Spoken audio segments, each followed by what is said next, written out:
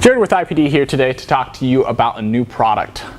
Specifically, we're going to be talking about this transmission torque mount. This is actually going to be for our 1998 through 2000 S70, V70 all-wheel drive models. Now, if you've been following us for a while, you'll notice this thing looks pretty similar to a product we already carry, but these specific mounts for these all-wheel drive P80 chassis cars are a little bit different. If you actually take a look at the bolt hole offset on this, you'll notice that these are a little bit different. If you tried to use our standard mount here, you would actually break the ears off of this casting and it won't work. Now, we do offer a standard mount for these cars, but for the performance-minded enthusiasts, this really isn't the best case for that.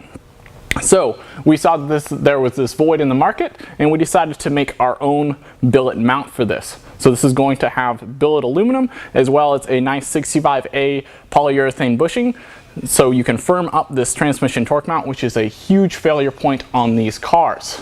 We have these on the site now, available to purchase in both a full billet unit, or if you just want to take the weak link out of the torque link, we do just sell the small end, so you can pair that with your factory mount.